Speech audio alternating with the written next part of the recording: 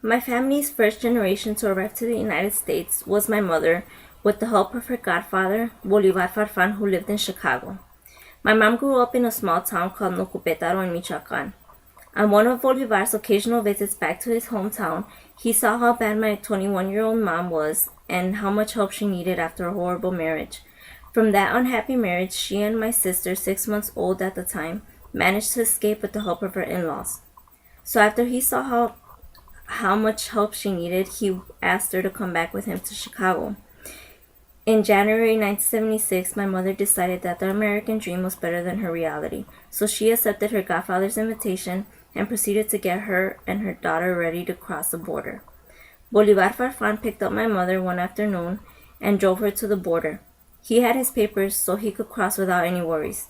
He decided that he wanted to wait for the coyote that he had already paid off till the following day to cross my mother and my sister over. Bolivar dropped them off by Rio Bravo, and they waited for the coyote to get them ready to cross. The process they had to go through was they had to use the inside of tires as a floating lifesaver. So as they were crossing, another lady seen how much my mom was struggling with my sister in her hands. So she took her from my mother, and the whole time while crossing the Rio Bravo, my mom was worried about my sister, and that's all she could think about. Thank God that day the river was still and the crossing was very easy. At the other end, the lady was already there waiting for my mom with my sister in her hands. So now all they had to do was get on a bus headed towards Chicago to meet up with Bolivar. After being on the road for only about, I would say, 30 minutes, the bus was suddenly stopped by La Migra. My mother didn't really think twice about what would happen after they crossed the river, so she was literally a wetback. She was drenched on the bus, and it was obvious to the fact that they had just crossed the border. Immigration obviously took them back and dropped them off at the Mexican side of La Frontera. Luckily, Bolivar had thought ahead and decided to wait a couple of hours just in case something went wrong, which did. He was already waiting for them in the hotel room. So the dream to cross the border had ended as Bolivar's funds were slim to none. He had enough money just to pay for them to return back to their hometown. So my mother returned to her home with her mother and her 6 brothers and sisters. So in 1983, my grandmother had passed away, leaving my 26-year-old mom now to care for her younger siblings and now 2 children. The following year, with the help of Bolivar, she planned to once again cross the border, this time with her siblings. One of my uncles, 18 years old at the time, decided that the American dream wasn't for him and stayed in Mexico to pursue his teaching career. This time my mother and her 2 kids and her 5 siblings went to Tijuana to meet up with the coyote. They were there taken to un cerro and waited for a couple of hours till nighttime when the coyote decided it was time to run. They ran and hid under trees every time a helicopter passed over them.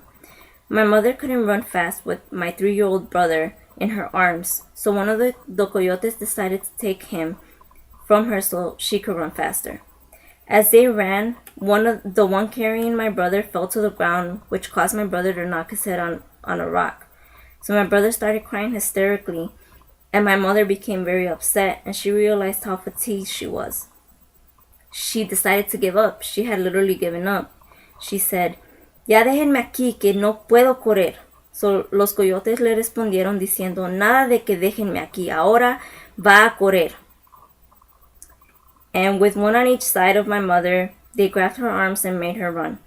They made it across the border to San Diego, California, and there the coyotes had taxi drivers pick them up and take them to the airport so they could meet up with Bolivar in Chicago. After 2 weeks of arriving to Chicago, my mother had luckily found a job as a babysitter. My mother felt very bad having to mooch off of her grandfather, so after 2 months she was finally able to afford to rent her own room, not an apartment, a room. So my mother, when she first arrived here, she felt like she was jailed in a cell. She was afraid to go outside because of her traumatic event of the first time crossing the border. She felt like immigration was going to catch her at any moment. She missed Mexico so much and actually had her mindset to save up money and return back home. She would occasionally call back home to talk to her brother, and she told him how she felt. Well, he talked to her and convinced her out of returning, and told her to fight and succeed for herself and her kids. A couple of days after that phone call, my mother received this painting, which my uncle drew for her, painted for her. And here you see, that's where they first grew up, where they first started, and it's a very small home. Well, he told her to remember where they grew up and to not forget him. And whenever she did miss Mexico, to just look at the painting. And here he wrote to her this actual letter. You could tell how different the paper was. Well, here he just wrote to her and explained to her not to be upset and to keep fighting. And I guess that did help her. That gave her motivation to keep fighting. So after a couple of months of being able to provide for herself and her kids, she decided that she enjoyed this rich lifestyle compared to that of Mexico's poorness. She learned to adjust just fine. As she lived in a Hispanic community. And we made it.